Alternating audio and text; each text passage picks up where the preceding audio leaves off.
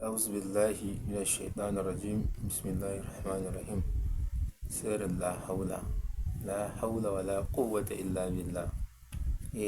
Ita ma 'yan uwa ana ja ne a sanda abubuwa suka tsananta, a sanda kunci ya tsananta, a sanda ka rasa gane shin ina ka dosa a rayuwa, a sanda da bashi da kuɗaɗe na mutane suka narke maka, a sanda kake neman wata mafita a rayuwa, abubuwa dai sun taru lodi, kana neman taimako daga Allah.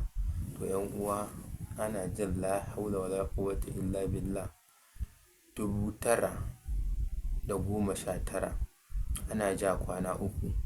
Wallahi 'yan uwa, in ana bin ka bashi ko ba ka da abin yi, Allah zai kawo ma hanyar da za a biya ma ko ka biya da kanka.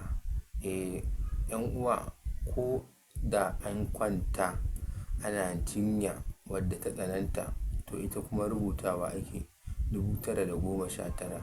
'Yan uwa kuma in wani taimako kake nema ya zo ma da gaggawa daga wajen Ubangiji, to ita ma ana zaunawa lazimi kwana tara, ita kuma 919.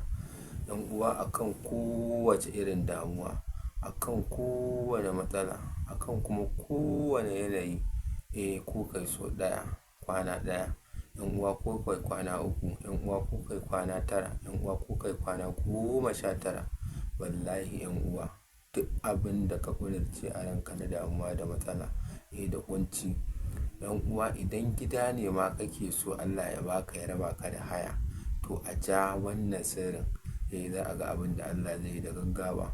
In an ji daɗi a mana liking, a sharing saboda 'yan uwa su amfana. Assalamu alaikum wa rahmatullahi wa barakatuh.